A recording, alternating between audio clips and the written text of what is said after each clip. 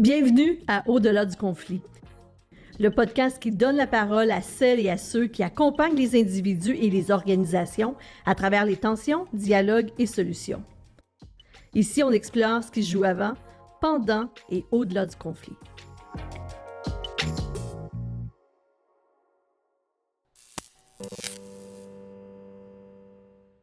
Bonjour et bienvenue à un autre épisode du podcast Au-delà du conflit.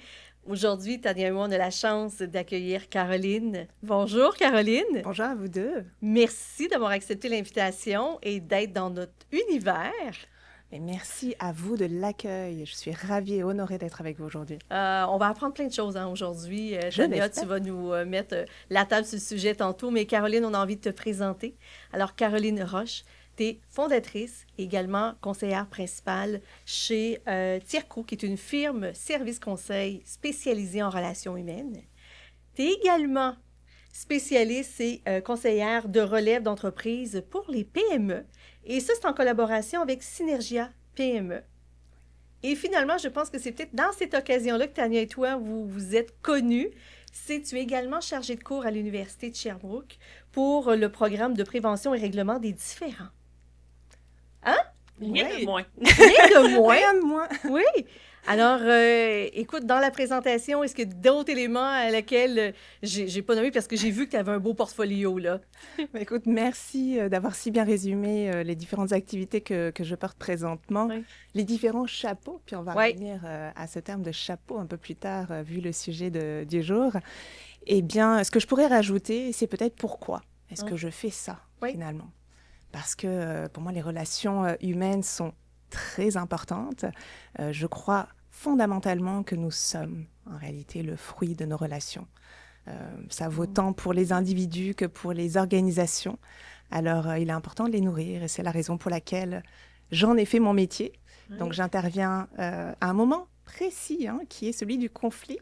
Ah oui? La thématique Ça de existe? ce balado. Ah oui? Ouais. En fait, le conflit, je le vois un peu comme un point de bascule des relations. Donc, j'interviens à la fois en amont, en prévention, et à la fois une fois que le conflit a émergé, donc là plutôt en gestion de conflit, y compris en contexte de relève depuis quelques années, comme tu l'as mentionné. Ah, c'est vraiment incroyable et fascinant. Et en fait, c'est la jonction, justement, de ces deux expertises-là qui nous amène aujourd'hui à vouloir discuter avec toi, en fait, des dynamiques relationnelles en contexte, justement, d'entreprise familiale. Donc, tu sais, on voit souvent dans les médias de plus en plus des grands noms de l'entrepreneuriat québécois qui sont familiaux, avec tout le temps une petite pensée, en tout cas moi, en arrière de la cravate, qui me dit « Oh, que ça doit pas toujours être le fun d'être RH dans cette dynamique familiale-là, ou que si des fois on doit piler sur des œufs sur certains aspects, etc. » Donc, je le regarde de notre perspective et tu m'apprenais qu'il y a énormément d'entreprises qui sont familiales au Québec, donc d'où la pertinence de venir en discuter aujourd'hui. Donc, je te laisse peut-être nous dire un peu plus d'informations sur nos entreprises familiales québécoises. Oui, mais en fait, au Québec, 2/3 des entreprises sont familiales. Wow! Okay. Puis, les entreprises familiales, leur espérance de vie est généralement 2 fois plus grande, 2 fois plus longue que celle des entreprises non familiales. Donc, ça marche. Et oui, et c'est pour ça que dans l'idée même de l'entreprise familiale, il y a cette idée de pérennité. Et là, on va parler de contexte et de reprise, de relève d'entreprise. Donc, comment est-ce qu'on passe d'une génération à l'autre? Puis, en fait, c'est un passage qui est très délicat. 70% des entreprises familiales ne parviennent pas à faire ce passage-là de la première à la deuxième génération. Donc, imaginez quand on arrive à la 3e, 4e, 5e, puis on a de beaux exemples au Québec. On a d'ailleurs, on en parle quand même beaucoup dans les médias, notamment les pizzas Salvatore, qui sont de la 2e, voire 3e génération. Les entreprises Molson, je crois qu'ils sont à la 7e génération. Donc, les hôtels Le Germain. Oui, exactement. Donc, on a de très belles entreprises qui contribuent de façon active au tissu économique, mais c'est loin d'être simple. Oui, hein? C'est loin d'être simple. Parce qu'on a nos relations familiales de façon générale. Hein? On a aussi souvent la relation qui est professionnelle dans un contexte d'une entreprise qui est familiale. on converge vers un même cercle. Alors, ton expérience et ce que toi, tu as vu sur le terrain par rapport à ça, qu'est-ce que tu peux nous exprimer ou nous expliquer? C'est quoi les plus grands défis? Puis également, ensuite, comment on arrive à transférer ce flambeau-là sans avoir peut-être la charge émotive qu'on peut avoir quand on travaille avec des proches? Oui, comme tu le dis très, très bien, en effet, on a plusieurs cercles. Peut-être, rappelons pour peut-être notre audience qui est un peu moins familière avec les entreprises familiales. Dans une entreprise familiale, en fait, une entreprise familiale, c'est quoi? C'est avant tout une entreprise qui est majoritairement détenue, contrôlée, gérée par un ou plusieurs membres d'une même famille et dans laquelle généralement il y a plusieurs membres de la famille qui travaillent. Okay. Et il y a 3 cercles, tu as parlé de cercles, 3 systèmes relationnels interconnectés. On a celui de la famille, on a celui de l'entreprise et on a celui de la propriété. Donc naturellement, certaines personnes font partie d'un seul cercle, puis d'autres font partie de plusieurs cercles. À chaque cercle, son ou ses rôles, et donc sont associés à ça des relations. Oui. Évidemment, il y a des rôles personnels et des rôles professionnels. Je vais prendre un exemple très simple, un propriétaire, un fondateur d'une entreprise, il va cumuler plusieurs rôles. Bien généralement, le rôle évidemment de propriétaire, actionnaire unique, actionnaire majoritaire, également président, directeur général, mais ça va peut-être être aussi le conjoint de la directrice des finances, ça va peut-être être aussi le parent du responsable des opérations, le cousin d'un représentant des ventes. Donc, à un moment donné, dans la prise de décision, où est-ce qu'il se situe? Est-ce qu'il prend la décision en tant que patron? Est-ce qu'il prend la décision en tant que conjoint? Voyez, donc ces rôles-là, effectivement, se cumulent. Et une autre particularité, c'est que les rôles familiaux préexistent aux relations professionnelles. Donc, c'est comme si les personnes venaient avec leur bagage personnel au travail. Mais à la différence des entreprises non familiales, les autres membres de la famille connaissent ce bagage-là et le partagent. Donc, ils ont des histoires de famille. Donc, il y a comme leur histoire familiale qui vient se croiser avec l'histoire de l'entreprise. Et parfois, et surtout dans le contexte de relève, ça s'entrecroise et puis ça peut un petit peu se frictionner parce que les intérêts sont différents. Parce que tous ces rôles-là qui sont déjà complexes à gérer en temps normal, en contexte de relève, ils le sont encore plus puisque les rôles changent. Ça devient exponentiel. Ça devient, exponentiel, ou en tout cas, ça devient plus complexe parce qu'en plus, on ne parle pas de n'importe quel rôle. On parle des rôles de direction, des rôles de pouvoir. Donc, je vous laisse imaginer, quand on a porté une entreprise pendant 20, 30, parfois 35 ou 40 ans. C'est notre autre bébé. Et oui. Donc, et là, on doit... Je ne dirais pas soudainement parce que ça ne se fait jamais du jour au lendemain. En moyenne, c'est 5 à 10 ans, un transfert qui est bien préparé. Mais voilà, petit à petit, il faut arriver à déléguer le pouvoir. Et c'est généralement là qu'on arrive... Quelques deuils à travers. Oui, exactement. Dans le transfert, il y a 3 grands transferts en réalité. Le transfert le transfert des avoirs, des savoirs et des pouvoirs. Transfert des avoirs, c'est le transfert de propriété, la phase transactionnelle. Généralement même, je ne sais pas si c'est votre cas, mais un transfert d'entreprise est souvent réduit, ou dans l'image que l'on en a, on pense au transfert financier. Transfert d'action. Ça, c'est un des transferts. Deuxième, c'est le transfert des savoirs. Donc, comment est-ce qu'on fait pour conserver toutes les connaissances, tous les savoir-faire qui se sont accumulés au fil des décennies, sachant que la plupart du temps, tout n'est pas documenté. Et puis, le troisième, c'est le fameux transfert des pouvoirs, donc le transfert de direction. Et là, souvent, on parle du fameux règne conjoint. Je ne sais pas si ça vous parle. C'est là où, c'est le moment où le successeur ou les successeurs commencent à prendre le pouvoir. Donc, il y a un partage, un peu sur le trône, on partage le pouvoir. Faut-il encore y arriver à le partager, ce pouvoir-là?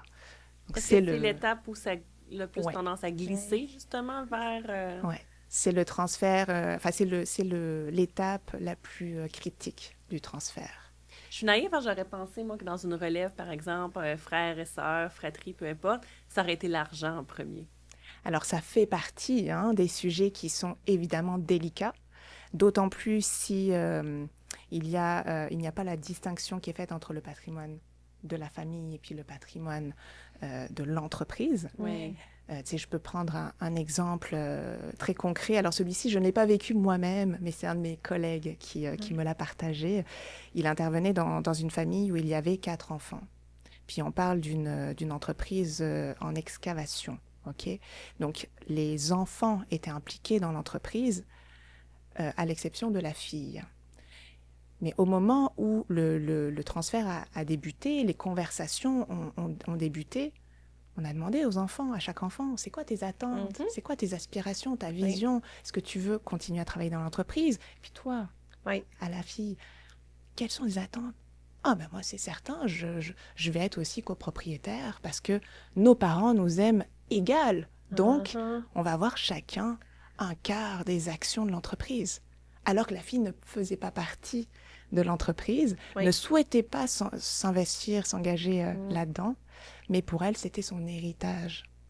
Donc c'est là où il y a besoin de clarifier les choses entre qu'est-ce qui fait partie de l'héritage personnel, familial, et puis qu'est-ce qui fait partie des recettes de l'entreprise qui seront partagées entre les propriétaires ou entre les... Qui vont y travailler. Voilà, exactement. Cette notion-là. Tout à fait. Et quand tu interviens ou quand tu accompagnes à ce moment-là, et qu'on a, on va dire, un propriétaire qui aspire à prendre sa retraite, justement, il y a ces enfants qui sont là, qui vont prendre une relève. Quelles sont les étapes qu'on leur donne, qu'on leur explique en disant « Vous allez passer à travers une série d'émotions. Okay? » C'est à quel moment qu'on a cette discussion-là privilégiée avec le président qui a fait rouler sa bosse toute sa vie? C'est ce genre de questions. Il s'est souvent questionné, je fais ma relève de quelle façon, mais ça implique quoi? On ne le sait pas. Fait qu'on fait affaire à des experts. Qu'est-ce que vous leur donnez à ce moment-là comme... Ouais, alors déjà, il faut savoir que 10% seulement des entreprises familiales ont un plan de relève. Donc, vont vers des experts, puis vont faire ce processus accompagné d'experts. Oui. Dans ce 10%-là, donc effectivement, quand on entre dans cette démarche, eh bien, la réponse, ça va être le plus tôt possible. C'est la toute première étape. La première étape, c'est de rencontrer le propriétaire, comprendre pourquoi il veut partir, parce qu'on parle souvent de la retraite, l'image de la retraite.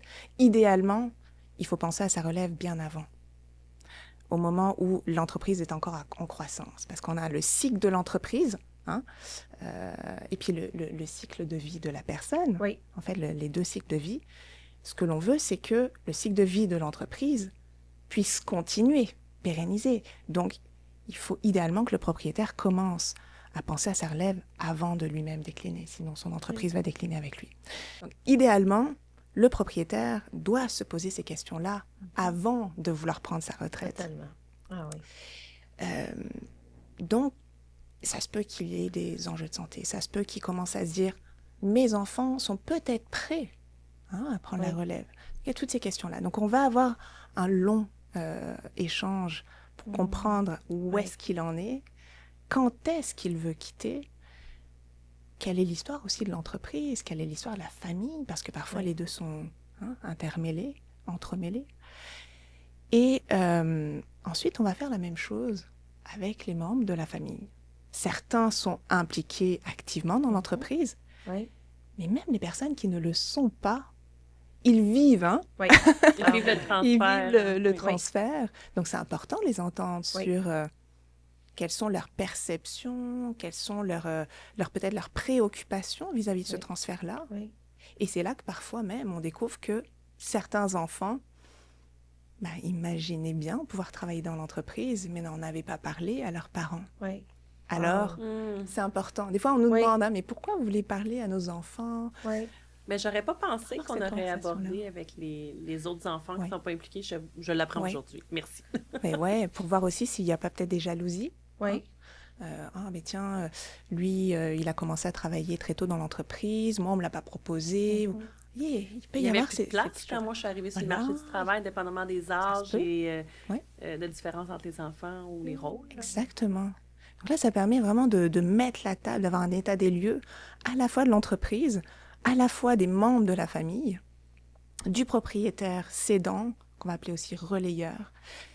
Et puis ensuite, on va faire la même chose avec peut-être les employés clés, avec d'autres actionnaires, d'autres associés de l'entreprise, pour avoir aussi leur vision. Oui. Et ça permet d'avoir une vision d'ensemble et ensuite préparer un plan d'action pour pouvoir préparer de façon très réaliste la relève. Puis dans quelle mesure cette préparation-là vous permet de voir déjà les écueils de « Ah, il risque d'avoir un conflit ». Il y a quelque chose de latent, il va falloir probablement l'évaluer, le nommer et accompagner les frères, les sœurs, avec le parent. À quel moment, là, tu sais, avec ton expérience, tu as un petit gut feeling, fait comme « Oh boy, ça s'en vient ». Hein, le bobo, ça va faire mal là, sur cet aspect-là. Oui, puis je vous dirais, ça arrive assez rapidement. Hein? Oui. Quand on a justement ces entretiens au début de la démarche, bien quand il y a des zones dans lesquelles les personnes sont peut-être moins à l'aise d'aller. Mais on y va parce qu'on est là pour ça. Hein? Si on est mandaté pour accompagner une famille qui s'engage dans ce processus-là, c'est ça qu'ils attendent de nous. Oui. C'est qu'on les sorte de leurs angles morts, on leur permet de les voir parce qu'ils peuvent avoir des œillères assez importantes, puis c'est normal. Oui. Donc, à nous, effectivement, d'avoir ce regard aiguisé et pouvoir poser les bonnes questions. Puis là, si, effectivement, il y a des zones de tension, des conflits, on les aborde. Et oui. Alors, qu'est-ce que vous souhaitez faire de ça? Quels sont les risques si vous ne les abordez pas? Puis là, les personnes, généralement, se rendent compte que oui, la priorité, c'est la pérennité de l'entreprise, mais aussi l'harmonie familiale.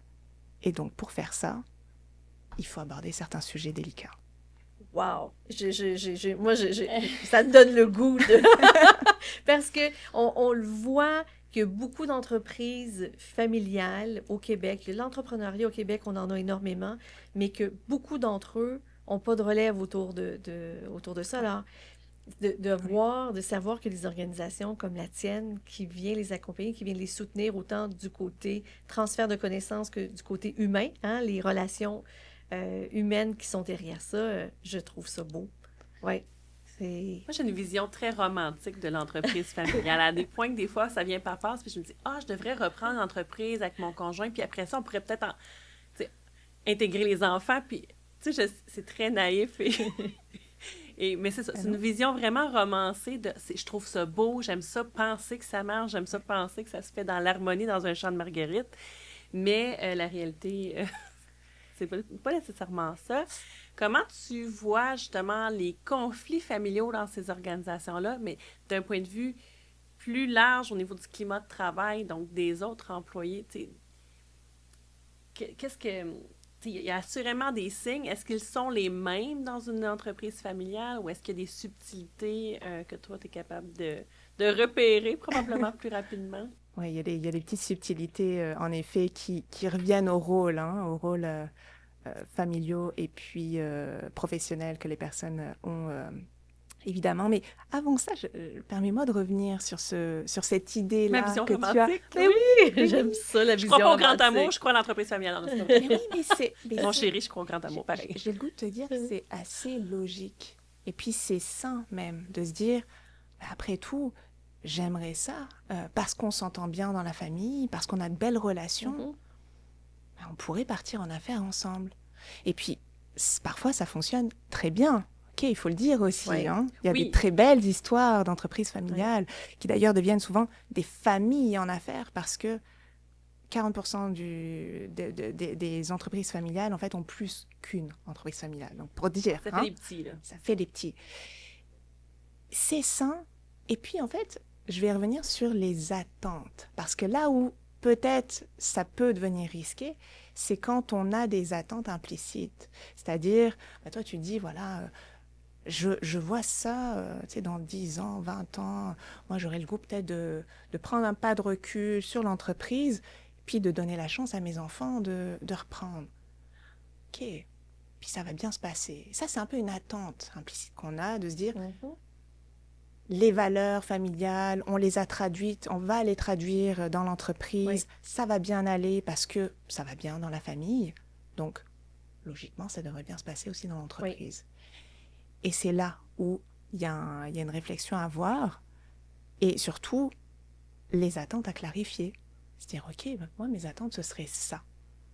Et toi? Et puis, ta vision, c'est quoi? Ta vision de ta carrière, c'est quoi? Puis, à partir du moment où vous avez cette discussion, tout le monde est d'accord avec cette vision-là. Why not? Tu vois?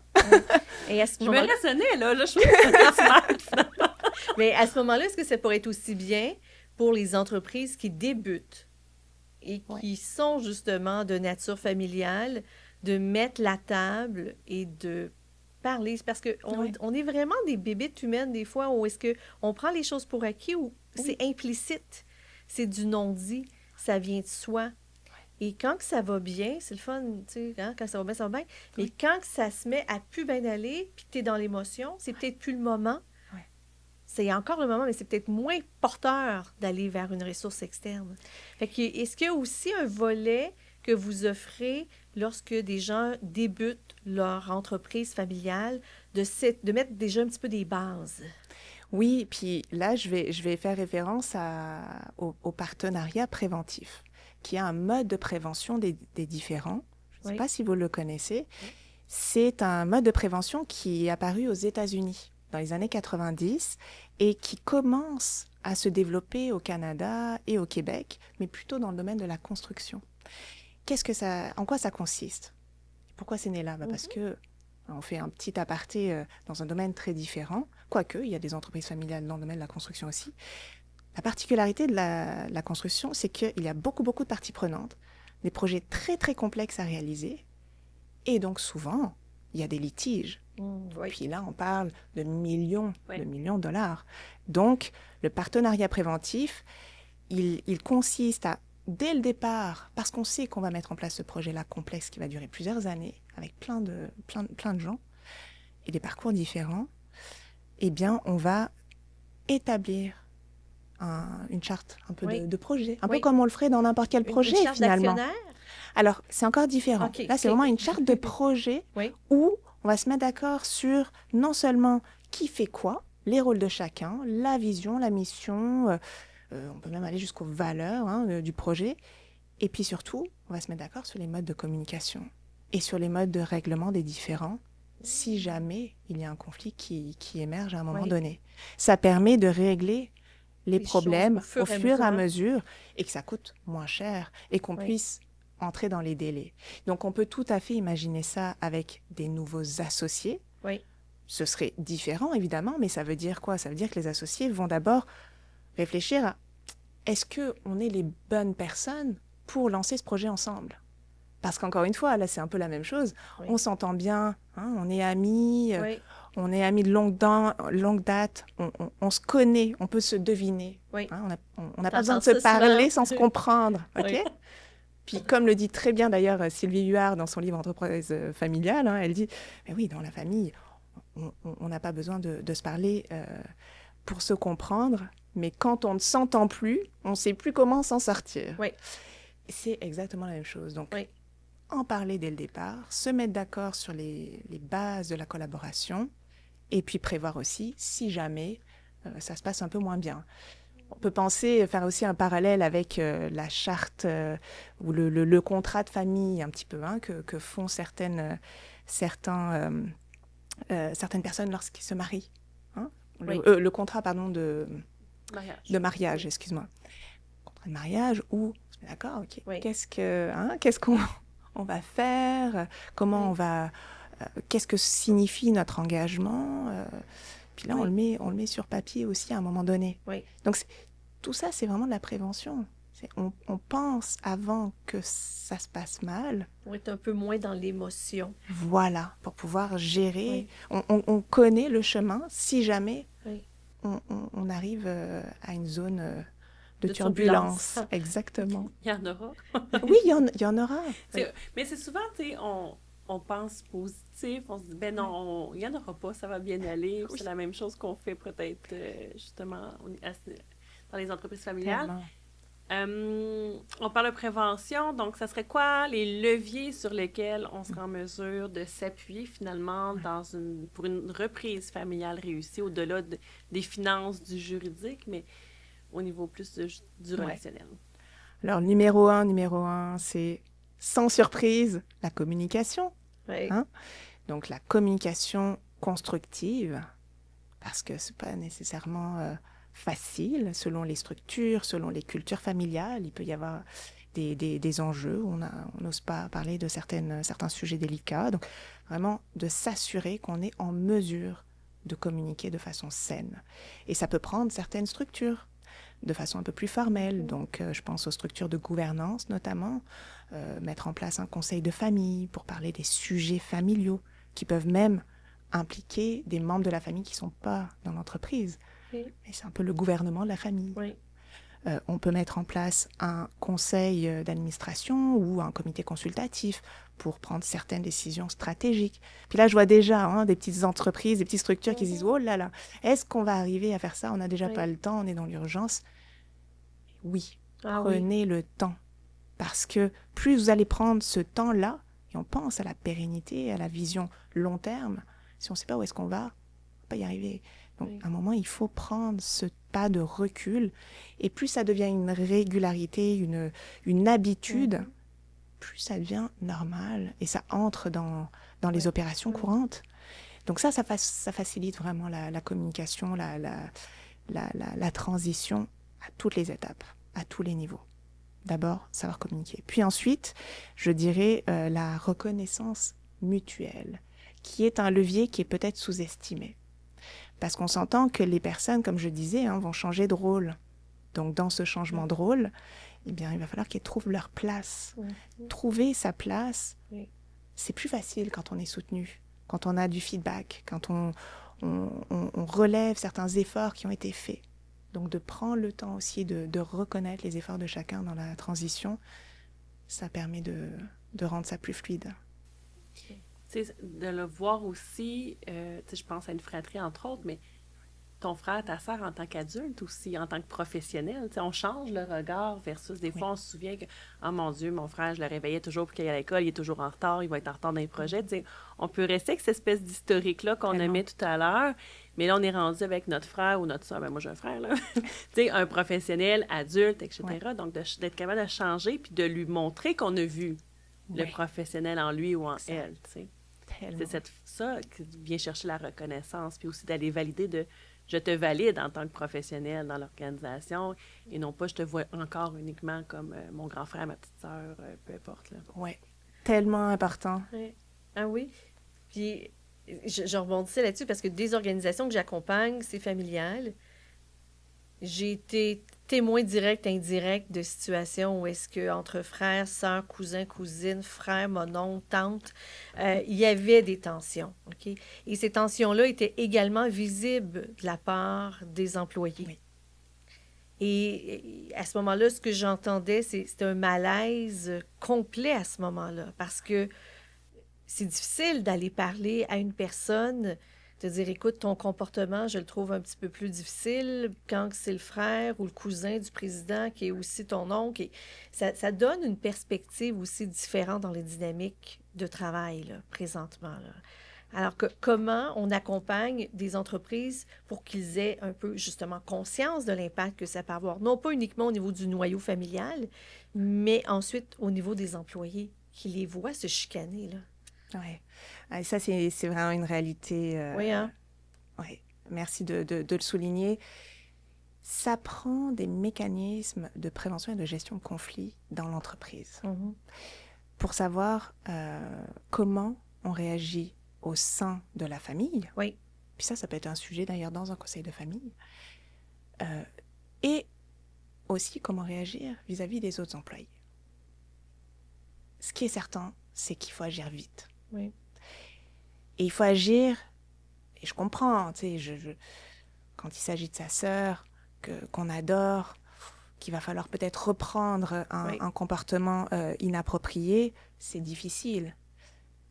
Mais ce qu'on peut faire en tant que conseiller en ressources humaines ou accompagnateur, c'est mettre de l'avant les impacts que cela a sur le court, le moyen, le long terme. Oui. Généralement, quand il y a cette réalité-là qui est visible, qui est rendue visible, les actions vont être mises en place. Après, ça peut prendre du temps. Moi, j'ai un exemple à l'esprit où on avait une fratrie aussi au niveau de la direction et de la propriété de l'entreprise. Puis, on avait un des frères ou sœurs qui faisait partie de l'entreprise qui n'était pas propriétaire, mais qui a toujours été loyal, qui a toujours été fidèle à l'entreprise et à ses frères et sœurs qui étaient au pouvoir. Et donc, il était impossible, même si cette personne avait certains comportements qui n'étaient pas admissibles. Il y avait une politique de prévention du harcèlement psychologique en milieu de travail. Il y avait des éléments qui étaient là.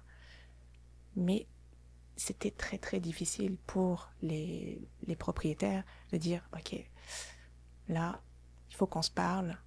Oui, on t'apprécie, mais malheureusement, là, les comportements, on ne peut plus les tolérer parce que ça met à risque l'entreprise, ça met à risque aussi notre relation en tant que frères et sœurs, parce qu'évidemment, on va se voir au souper de famille, et puis cette situation, on va l'avoir en tête.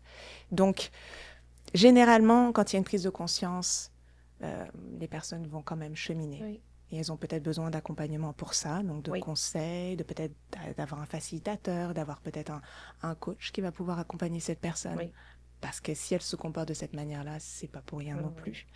Donc il y a plein de mesures qui peuvent être mises en place en soutien. Mais aussi pour les autres membres du personnel. Moi, j'ai déjà entendu, ça sert à rien de le nommer, c'est dans la famille. C'est un membre de la famille. Tu sais, les gens vont se filtrer pour signaler, on parle même pas d'aller déposer une plainte, mais pour signaler qu'il y a des comportements inadéquats qui devraient être adressés, en tout cas, de mon expérience, je sais pas toi, la mienne aussi, c'est de l'injustice organisationnelle. Exact. C'est pas équitable, on sait que de toute façon, ça fera rien, c'est dans la famille. Parfois, c'est dans la famille plus éloignée, disons, cousin, cousine, mais conjoint de la cousine, ça peut aller des fois assez loin. Mais ce sentiment-là de pas pouvoir signaler parce que ça ne sera pas pris en compte. Je suis contente d'entendre qu'il y a de l'ouverture à le prendre en compte, justement, quand on argumente et on montre qu'il y a des impacts sur le climat de travail, pour que les gens puissent aussi nommer les choses. Là. Oui, et puis il y a deux situations là, dans ce que tu nommes. Il y a la situation où les personnes n'osent pas y aller, le nommer aux membres de la famille, et donc peut-être que les membres de la famille ne s'en rendent pas compte. Donc, tant qu'on ne le leur signifie pas, ils ne peuvent pas changer de quoi que ce soit. Donc ça, c'est le premier cas, d'aller oser le dire. Faut-il effectivement se sentir dans un espace, un climat de confiance, sans représailles, etc. Et ça, évidemment, il y a des mesures à prendre au niveau organisationnel. Et il y a le cas où peut-être les personnes l'ont déjà nommé, mais rien n'a changé. Et là, ça va prendre des mesures un peu plus fermes pour s'assurer que si le leadership décide que désormais on prendra en charge les situations et on prendra ça au sérieux, que évidemment les bottines suivent les babines par la suite. Est-ce que tu as déjà vu, par exemple, une certaine pratique où est-ce qu'il y avait des lignes externes? Il y en avait dans certaines organisations dans lesquelles j'ai travaillé. C'était pas familial, mais lorsque ça impliquait, par exemple, des membres de haute direction aux ressources humaines et ce qui se disait, bon, écoute, les employés n'ont pas de levier pour nommer, pour partager, il y avait une ligne externe à ce moment-là. Ou est-ce que si tu voyais un manquement éthique ou de loyauté, c'était traité par une tierce partie? Est-ce que c'est quelque chose que tu vois également dans cette pratique-là ou c'est différent? Alors, je te dirais, je ne l'ai pas encore vu dans des entreprises familiales. Néanmoins, ça peut être pertinent. Pourquoi pas? L'important, selon moi, c'est vraiment qu'il y ait une réflexion sur le sujet, puis qu'on voit en fonction de la culture d'entreprise, en fonction de toutes les politiques, processus, pratiques en place, qu'est-ce qui fait le plus de sens pour adresser ce genre de situation. Et ça se peut que la ligne externe soit la solution. Moi, c'est une question que j'aborde quand je suis mandatée pour rédiger une politique de prévention du harcèlement. bon, ça prend deux personnes responsables de la politique, puis c'est toujours, est-ce que c'est les personnes, qui sont ces personnes, sont-elles formées pour cette responsabilité-là, mais également, est-ce qu'il y a un niveau de confiance qui permet d'endosser ce rôle-là? Puis, des fois, c'est oui, des fois, c'est non. Plus souvent qu'autrement, quand c'est non, ça devient moi, finalement, la personne responsable de la politique, donc une personne externe, parce que... Puis c'est pas toujours un contexte familial, là. Mais le niveau de confiance n'est pas là pour X, Y raison. Dans le passé, il y avait une autre direction RH, il y avait ci, il y avait ça, mais il y a de l'historique, puis cet historique-là fait en sorte que on présume que les gens n'oseront pas signaler à cette personne-là parce que les interventions n'étaient pas adéquates, adaptées ou répondaient pas aux besoins, peu importe les raisons. Oui, très bel exemple. Des fois, c'est d'avoir le réflexe de poser la question. Tu sais, je pense à des professionnels ressources humaines qui nous écouteraient dans des contextes familiales, de dire, ben, OK, est-ce que finalement la personne responsable de la politique, si on décide que c'est la direction générale, mais que c'est également dans la famille, est-ce que c'est positif? Est-ce qu'il y a un lien de confiance? Est-ce qu'on s'attend à ce que ça soit la meilleure personne pour endosser cette responsabilité? Les gens RH dans des entreprises familiales, ils nous le diront, hein, ils prendront le temps de nous écrire en commentaire, mais je sens qu'ils sentent cette dualité-là et qu'ils marchent un petit peu plus sur les œufs. Et c'est normal. C'est normal parce que dans une entreprise non familiale, puis on s'en est un petit peu parlé avec Tania tantôt, dans une entreprise non familiale, on va, tu sais, la frontière entre la sphère personnelle et la sphère professionnelle, elle est quand même marquée. Oui. Donc, les employés qui sont au travail, leur vie personnelle, on la respecte. Donc, généralement, on ne franchit pas cette ligne-là. C'est la particularité dans les entreprises familiales parce qu'il y a des impacts directs sur le fonctionnement de l'entreprise. Donc, je dirais que c'est un des conseils que je donnerais aux professionnels RH qui nous écoutent, c'est d'oser questionner les politiques, les processus, les pratiques en profondeur pour aller voir s'il y a effectivement des enjeux à ce niveau-là.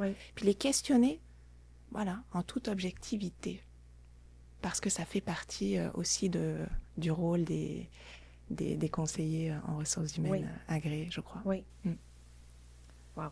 Écoute, ça me fait sourire et surtout, j'ai tellement d'images en tête et tellement de clients à laquelle je me dis, mon doux, quand il arrive des situations comme ça, quel chapeau tu portes, toi, souvent?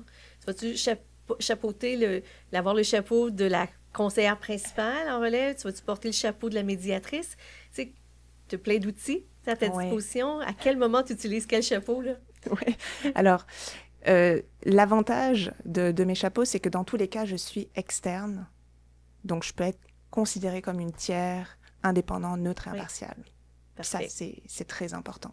Et c'est là que, effectivement, les employés aussi qu'on va rencontrer vont avoir la confiance de nous partager certaines choses qu'ils vivent, qu'ils ne partageraient peut-être pas à leur propriétaire. Donc, c'est ce chapeau-là que j'ai de façon générale. Et évidemment, mon expertise en dynamique relationnelle peut s'avérer plus utile dans certains cas. Et puis là, je le dis en toute transparence. Si vous avez besoin à un moment donné d'avoir une conversation difficile avec telle ou telle personne, on est là pour vous soutenir. Donc, voilà. Puis là, je vais prendre ma casquette de médiatrice, probablement. Exactement. Caroline, je t'ai partagé ma petite naïveté de maman. Là. Toi, si tu avais un souhait, je ne sais pas, un petit rêve utopique ou pas, sur lequel tu dis, ben moi, dans ma carrière, j'aspire à voir ça comme changement dans le monde ou dans le monde des affaires. Est-ce que tu as quelque chose à nous partager, comme des aspirations, justement, futures pour nos milieux de travail? Ah, moi, l'aspiration, ce dont je rêve, c'est que chacune soit outillé, soit en confiance pour aborder les conflits avec ouverture, avec empathie, de façon constructive, et que l'évitement ne soit plus la norme, mais l'exception. Que l'évitement ne soit plus la norme, mais l'exception. Oui, ça fait une très belle conclusion, ça. C'est notre tagline. Oui, c'est vraiment ça, effectivement. Ça fait peur, le conflit. Oui. Ça fait peur, mais d'arrêter de l'éviter. Oui. De nommer. Exact. De creuser un peu. Oui. Et non, ça ne se réglera pas tout seul. Non, exactement. Et puis, merci de l'initiative avec ce balado. Oui. Moi, je vais vous faire une confidence qui va vous faire sourire. Mais quand je lis Au-delà du conflit, je lis au-delà de la peur du conflit, au-delà des préjugés. J'aime ça. Parce que oui, c'est vrai, Caroline. Les gens ont peur du conflit. Oui, puis c'est correct. Et qu'on leur en parle une fois par mois. À un moment donné, ils vont être... Tu sais, c'est comme l'exposition graduelle à ta phobie. Là. Oui, c'est ça. Mais oui, ça permet de démystifier. On a peur de ce qu'on ne connaît pas, généralement. Oui. Là, le fait d'en parler, ça permet de le démystifier, de le dédramatiser, de le prendre pour ce qu'il est.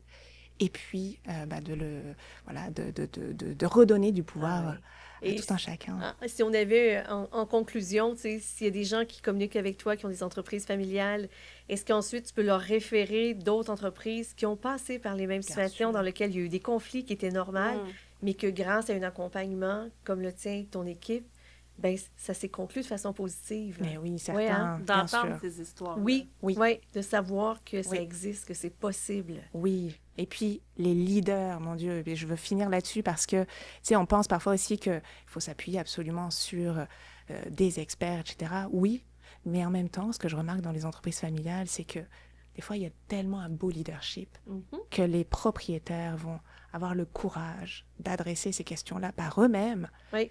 Et puis, les gérer de façon constructive. Ils ont juste besoin d'un petit coup de pouce. Et après, ça devient fluide. J'espère qu'on va aujourd'hui avoir inspiré des conseillers en ressources humaines à aller nommer ces choses-là et d'avoir aussi des entreprises familiales qui vont s'inspirer de belles pratiques pour éviter d'arriver dans des zones de conflit que là, on fait l'appel à l'externe en situation un peu plus de panique. Là. Ouais. Écoute, pendant que je vais doucement ouvrir mon petit jeu pour notre dernière question qui va être plus personnelle, mais j'aimerais savoir cet automne, l'hiver prochain, qu'est-ce qui arrive de beau avec toi? As-tu des nouveaux projets que tu voudrais aborder? Oh oui, écoute, il y a un projet qui me tient très à cœur. Elle sait. Oui. Le camp d'entraînement pour les gestionnaires qui souhaitent gagner en confiance, en aisance dans la gestion des conflits. Oui. Puis ça, c'est vraiment un projet qui me tient très à cœur. Je vais vous dire, lorsque je me suis formée à la médiation il y a 10 ans, en 2015, c'est ce qui m'a le plus marqué dans ma formation, ce sont les mises en situation. Parce que j'ai été moi-même mise face à des émotions, mise dans des circonstances dans lesquelles je me suis dit, oh, c'est comme ça que je réagis. Oui. J'ai pu analyser ces réactions-là. Mes pairs ont pu, mes camarades ont pu aussi m'accompagner là-dedans, me faire la rétroaction, et puis les formateurs aussi. Apprivoiser cet inconfort-là dans un espace sécure. Oui, exactement. Et puis je crois qu'on manque de ces espaces-là, donc on automne. l'a créé avec Tania. Oui, ça s'en vient. Oui.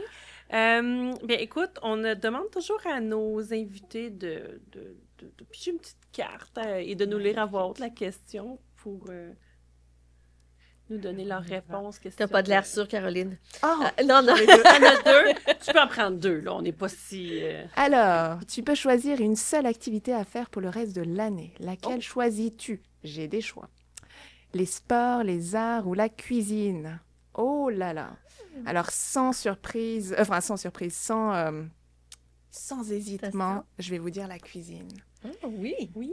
Parce que je crois dans les saines habitudes de vie, et puis les relations en font partie, mais l'alimentation aussi occupe une part importante de mon quotidien.